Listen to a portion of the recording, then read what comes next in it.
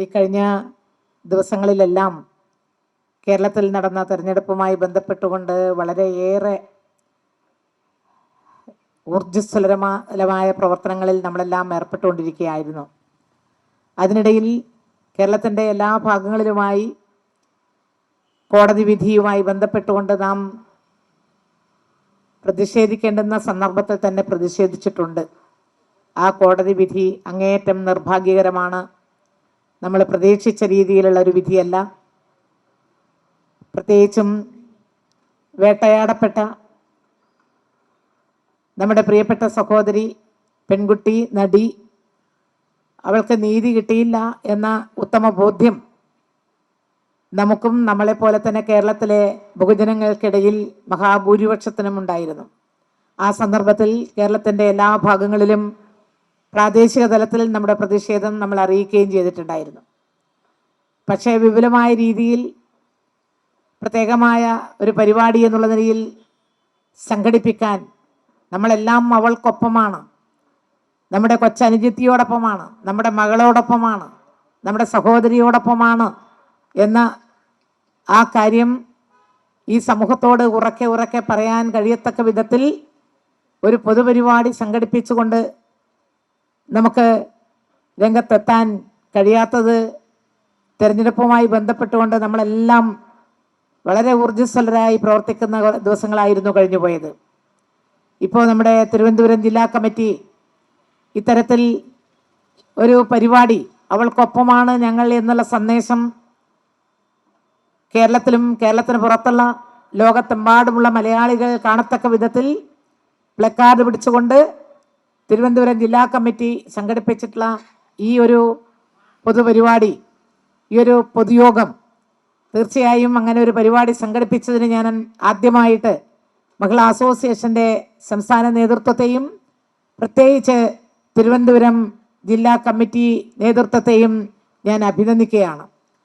അവസരോചിതമായി ഇത്തരം കാര്യങ്ങൾ എടുക്കേണ്ടത് സ്ത്രീകൾക്ക് വേണ്ടി പ്രവർത്തിക്കുന്ന ഒരു പ്രസ്ഥാനം എന്നുള്ള നിലയിൽ നമ്മുടെ ചുമതലയാണ്. സ്ത്രീകൾക്ക് വേണ്ടി നിലകൊള്ളുന്ന സംഘടനയാണ് നമ്മുടെ സംഘടന. ഇന്ത്യയിലെ സ്ത്രീകളുടെ തുല്യതയ്ക്ക് വേണ്ടി, അവരനുഭവിക്കുന്ന വിവേചനം അവസാനിപ്പിക്കുന്നതിന് വേണ്ടി, അവരുടെ അവകാശങ്ങൾ നേടിയെടുക്കുന്നതിന് വേണ്ടി കഴിഞ്ഞ 1981 മുതൽ ഇന്ത്യയിലുടനീളം പ്രവർത്തിച്ചു കൊണ്ടിരിക്കുന്ന നമ്മുടെ പ്രസ്ഥാനം 1 കോടിയിലധികം വരുന്ന സ്ത്രീകളെ ഉൾക്കൊള്ളുന്ന പ്രസ്ഥാനമാണ്.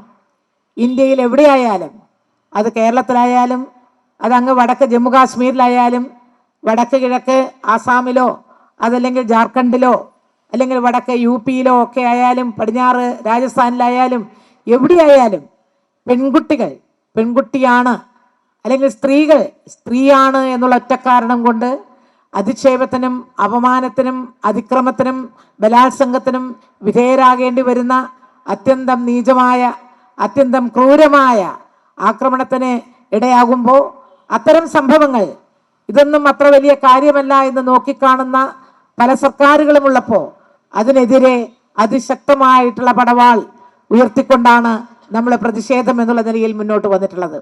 എല്ലാ രംഗത്തും, പ്രത്യേകിച്ച് ഡൽഹിയിലും UP-യിലും കാശ്മീരിലും രാജസ്ഥാനിലും എന്തിനേറെ കൽക്കത്തയിലും എല്ലാം നടന്നിട്ടുള്ള ഒട്ടേറെ അത്യന്തം ഭീകരമായ ഒട്ടേറെ സംഭവങ്ങൾ നമ്മുടെ മുന്നിലുണ്ട്. ഒരിക്കലും ജീവിതത്തിൽ മറക്കാൻ പറ്റാത്ത വിധത്തിലുള്ള ഭീകരമായ ദൃശ്യങ്ങൾ നമ്മുടെ മനസ്സിൽ പതിഞ്ഞു പോയിട്ടുള്ളതുണ്ട്.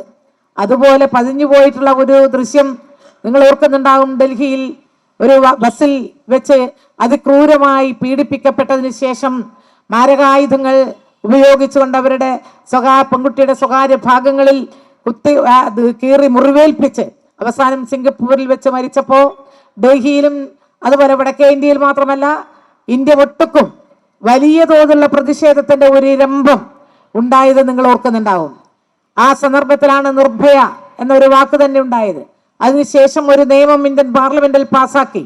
ഈ രാജ്യത്തെ സ്ത്രീകൾ സുരക്ഷിതരായിരിക്കണം, സ്ത്രീയാണ് എന്നുള്ളത് കൊണ്ട് അവർ അതിക്രമത്തിന് വിധേയരാവരുത്, അങ്ങനെ അപമാനിക്കപ്പെടുകയോ അല്ലെങ്കിൽ വീട്ടിനകത്തോ പുറത്തോ ജോലി സ്ഥലത്തോ അല്ലെങ്കിൽ വാഹനങ്ങളിലോ ഒക്കെ സ്ത്രീയാണെന്നുള്ളത് കൊണ്ടുള്ള ഈ അപമാനം പേരേണ്ടി വന്നാൽ അവർക്കെതിരെ, കുറ്റവാളികൾക്കെതിരെ ശക്തമായിട്ടുള്ള നിലപാട് സ്വീകരിക്കുന്നതിന് ആവശ്യമായിട്ടുള്ള നിയമനിർമ്മാണം നമ്മുടെ ഇന്ത്യൻ പാർലമെന്റിൽ പാസാക്കിയെടുത്തിട്ടുണ്ട്.